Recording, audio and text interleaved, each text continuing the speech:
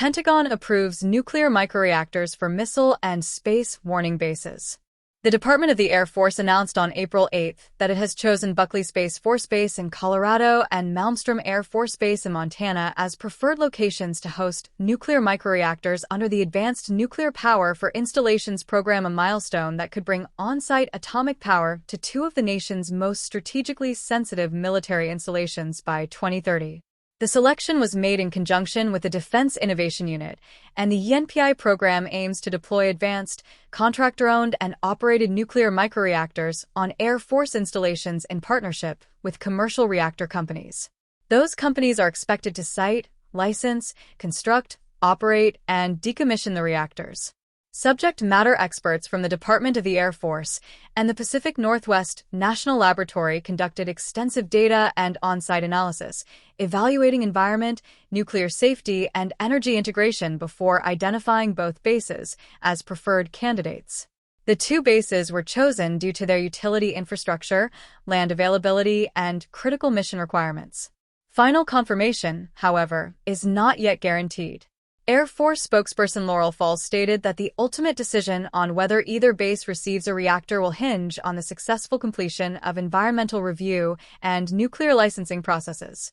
Buckley's missions include providing strategic and theater missile warning to the United States and its international partners, as well as space surveillance and space communications operations. The base serves as headquarters of Space Delta IV. Malmstrom carries an equally weighty nuclear mission. It is home to the 341st Missile Wing, which maintains continuous alert of Minuteman III intercontinental ballistic missiles housed in underground launch facilities spread across Montana.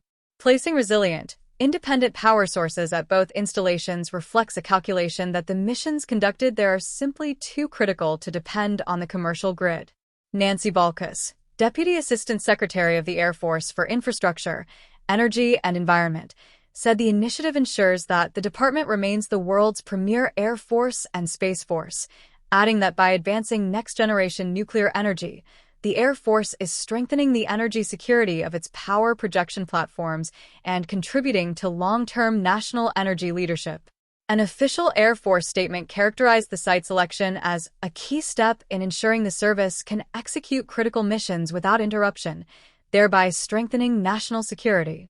Microreactors represent a distinct category of nuclear technology that differs fundamentally from the large commercial reactors powering civilian cities.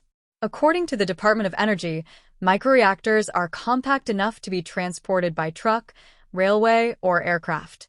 They can produce up to 50 megawatts of energy, but typically generate less than 20 megawatts, and are designed to operate for up to 10 years, possibly longer, without requiring connection to commercial power supplies.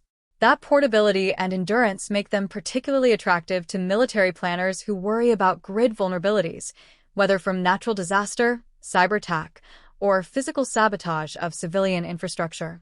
In the coming months, each base will be paired with an ANPI nuclear vendor technology matched to that installation's specific energy needs, with an anticipated deployment date of 2030 or earlier. The commercial operators will bear ownership and operational responsibility throughout the reactor's lifespan, a model that shifts financial and regulatory burden away from the Air Force while still delivering reliable, off-grid power to mission-critical facilities. The ANPI program sits within a broader push across the entire Department of War to reduce military installations' dependence on the civilian electrical grid. President Donald Trump signed an executive order directing the Defense Secretary to have an Army-regulated nuclear reactor operating on a domestic base by September 30, 2028. In his order, Trump noted that artificial intelligence infrastructure and other advanced resources at military bases require reliable, high-density power that cannot be disrupted by external threats or grid failures, warning that energy vulnerability at such facilities represents a strategic risk that must be addressed. The Army has moved separately on this front as well, announcing in October that it plans to install small nuclear reactors at 9 of its bases under a program called Project Janus. Taken together, the Army and Air Force initiatives signal a sweeping shift in how the Pentagon thinks about energy as a warfighting variable rather than a logistical afterthought. The ANPI program is separate from the microreactor pilot program underway at Eielson Air Force Base in Alaska, which is a standalone effort focused on demonstrating the technology's benefits at a single installation. That distinction is significant. While Eielson represents a proof-of-concept exercise, the ANPI program at Buckley and Malmstrom is oriented toward operationalizing the technology at installations with live national security missions already underway. The Air Force has already begun stress testing the logistics of moving microreactor hardware. On February 15, 2026, a C-17 airlifter transported a containerized nuclear power reactor without its fuel load from March Air Reserve Base in California to Hill Air Force Base in Utah.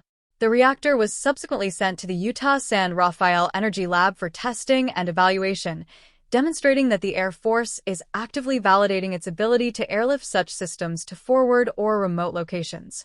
If the environmental and licensing processes proceed without significant obstacles, Buckley Space Force Base and Malmstrom Air Force Base could become the first Air Force and Space Force installations in the continental United States to draw power from on-site nuclear reactors, a development that would fundamentally alter the energy resilience calculus for America's nuclear deterrence and space warfighting infrastructure.